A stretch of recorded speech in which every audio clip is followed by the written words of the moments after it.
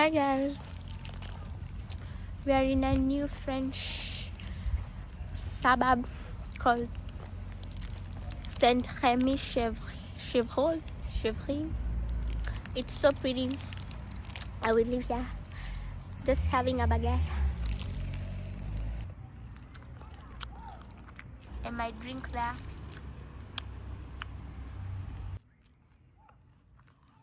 This is so beautiful.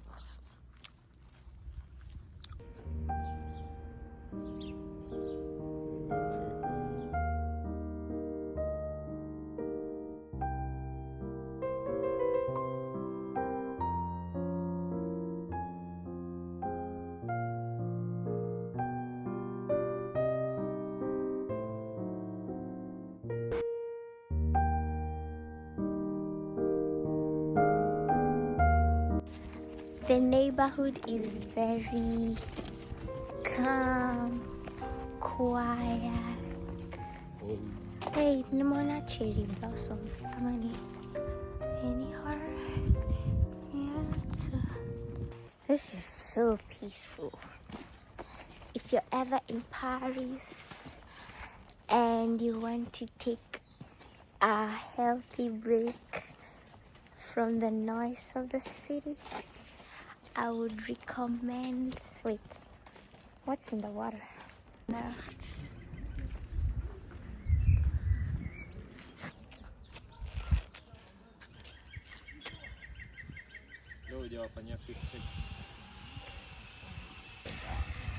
Like you can hear the birds singing. What does Miss Thailand mean?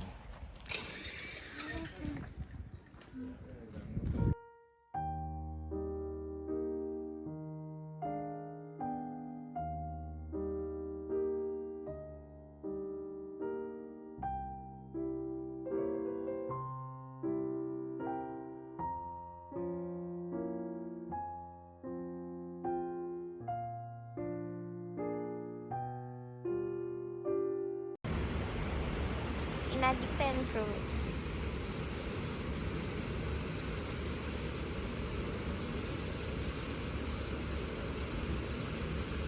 it. This is the dream, man. To live in such a place. I want this fence. Is it so Kenyan? Yeah, like it's so beautiful. It's not Kenyan. This place is so beautiful. Only need to fence, nature. Kuna kanyumba kako huku ndani na viwago. Viwago ni getting pretty. I see things that people don't see. Look at Mr. Crab. Okay, it's not Mr. Crab. Wait, is there which movie has a snail? Oh my god. SpongeBob. Yeah. Pet was sponge.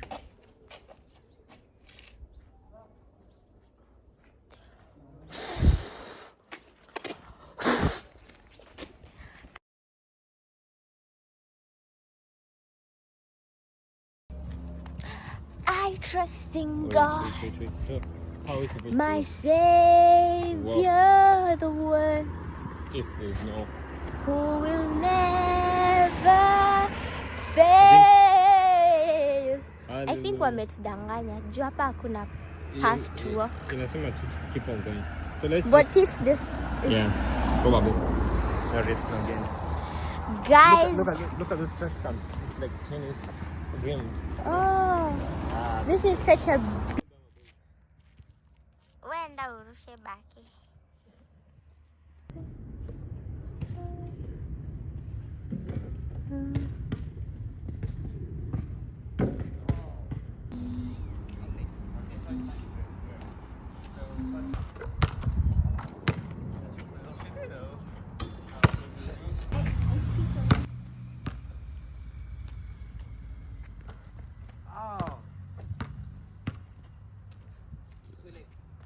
Okay, I can go.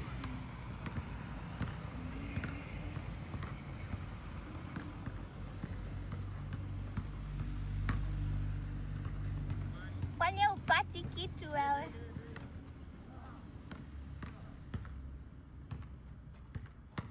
Bro. Hi guys.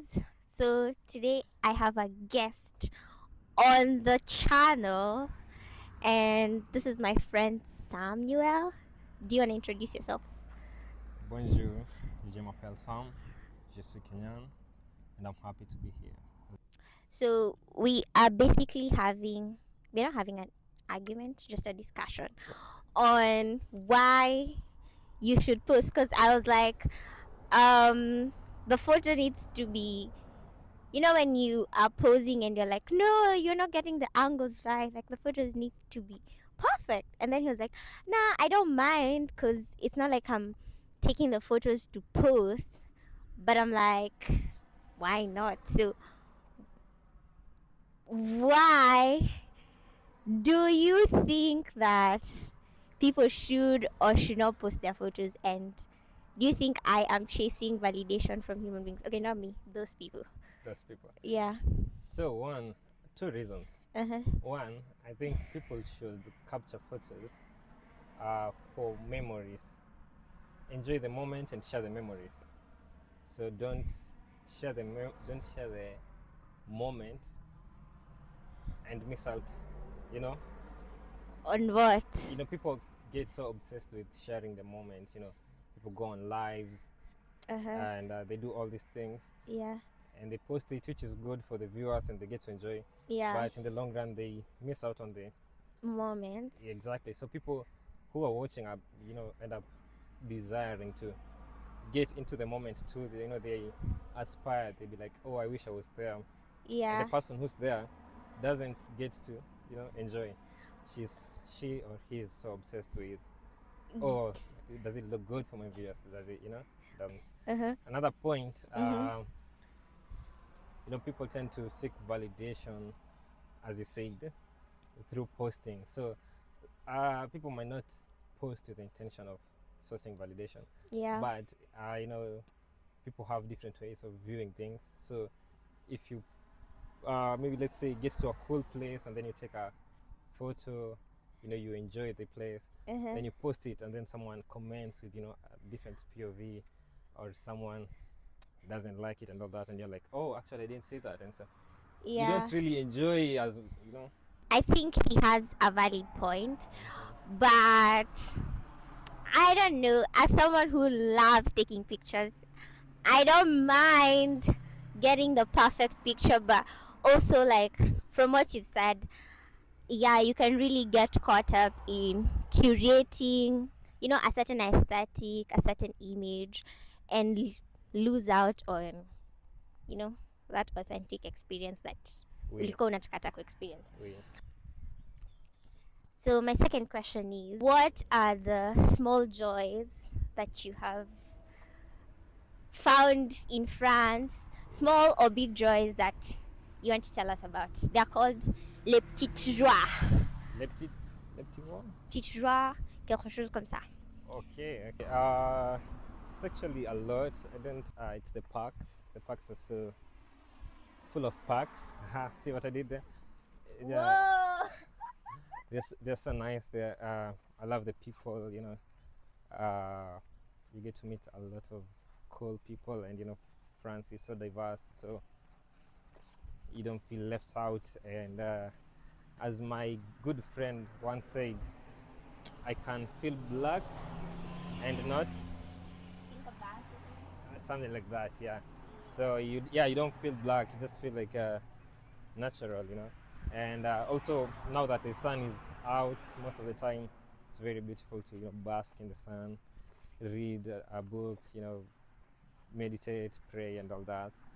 So the parks are beautiful. Another thing, I love the convenience of traveling, and So the metro. the metro. Yeah, I like the metro. it's the best. It's really nice, and y'all should visit sometime. And by the way, guys, this is very random, so not planned at all. So I've been reading the book of Ecclesiastes. And if you read like a better part of the beginning of Ecclesiastes, it's like Solomon is going through an existential crisis. That's why he named it Eccles. Okay, never mind. And so he is, like, oh, life is meaningless. I have tried this. I have partaken in my pleasures. I have done mine. I have built this and this. I have toiled. I have blah blah blah. But you will conclude to, vanity of vanity. So Samuel, like, what's the essence of life? Okay, that's a very good question, and one that has definitely been on my mind in the recent past. Because like Solomon, I also feel like, you desire something so much, but once you get it, you're like, oh. When he had it all, like, yeah, to be rich and to be wise. What else do you want? Solomon had it all, but still was not content, or rather, did not find meaning in all that he had. Yeah. So you just say that he had the gold, the glory, and the girls, but still was not satisfied until he came to the conclusion, which will later be seen in Ecclesiastes. The last verse of the last chapter of Ecclesiastes speaks of the meaning of life. But before I say that, it's important to note that once you might desire something in life, but once you get it, you're like, oh, we want to travel to Paris and to travel to New York, but when you get there, you're like, oh, I'm here. So what? Yeah. So like there's more to life than that. But there's also a verse, I think it's in Ecclesiastes, that says God has put eternity into the hearts of men. So there's like some sort of insatiable hunger or need and craving within us. It's like a God-sized hole that cannot be filled with gold, glory, or girls, which Solomon had. But he came to the conclusion after all that, to cut or to make the long story short, he said that the end of the matter, all has been said or all has been concluded, fear God and keep his commandments. So thus, we can conclude that's the meaning of life. Only God and fearing him and living for him and receiving Christ can fill the eternal hunger and craving in your heart. So you mean, even if I get my 6-figure job that I want, the man, the kids, kila kitu ni meaningless unless there's God at the center?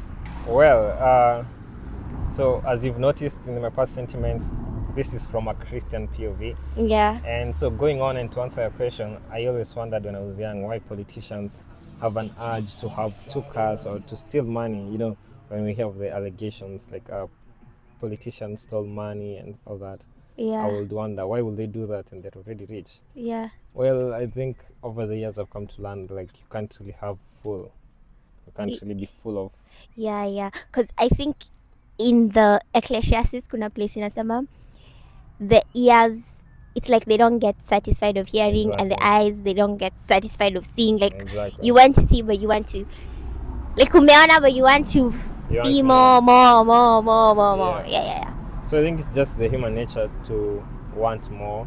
Yeah. And I think it's important to have, the reason why it's important to have Christ in your life is because he gives you the settlement. You just, like, you get content, because there's a verse in the Bible that says godliness with contentment is of great gain. So I think once you live with eternity in mind, and you live with you live like you have nothing to hold on to in this world, then you'll forever be content.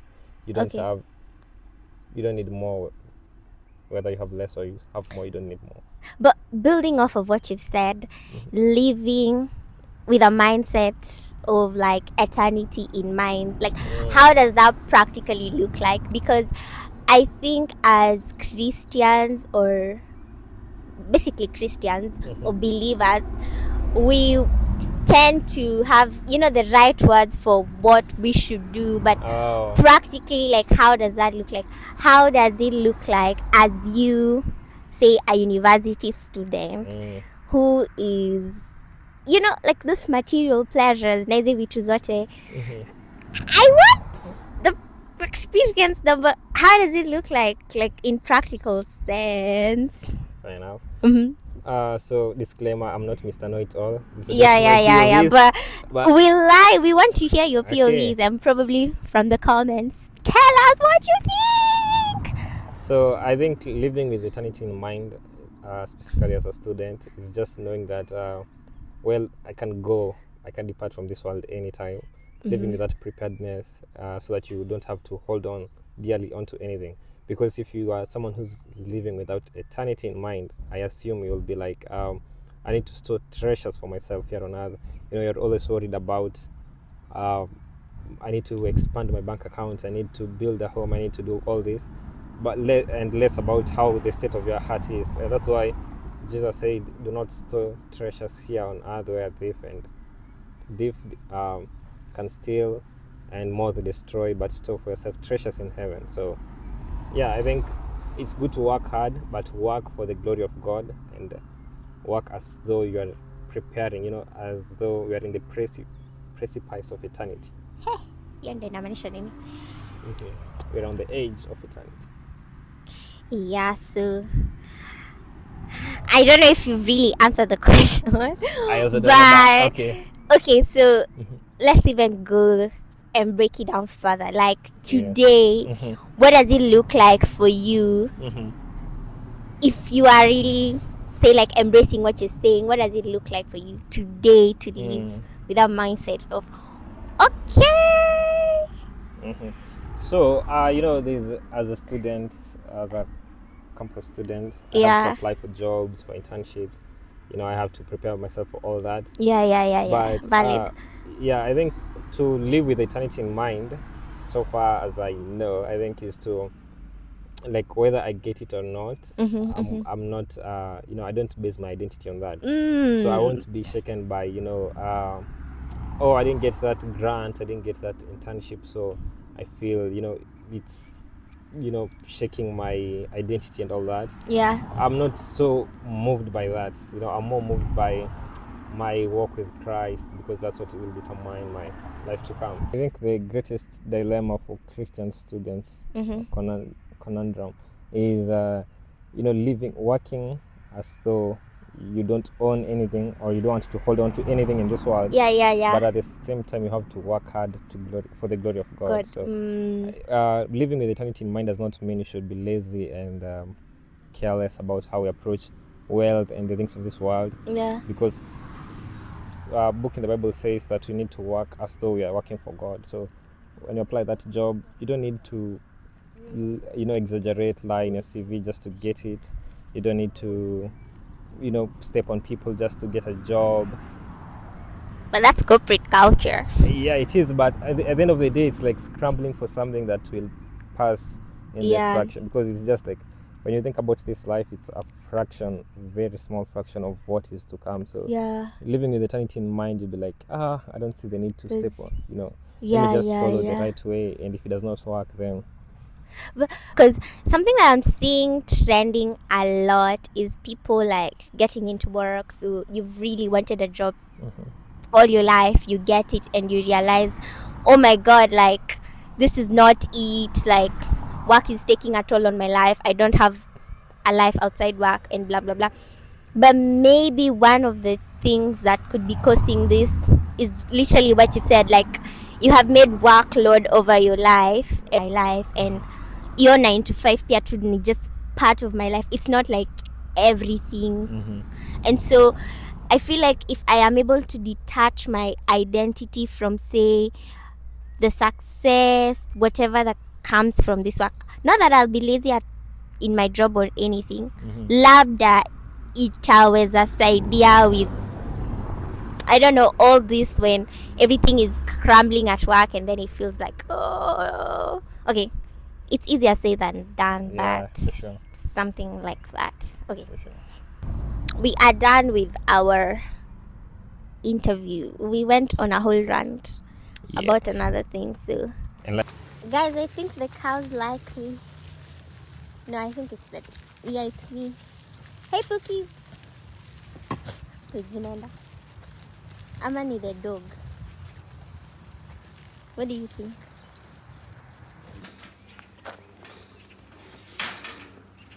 Mbona hiyo kinanuka different na ya Kenya?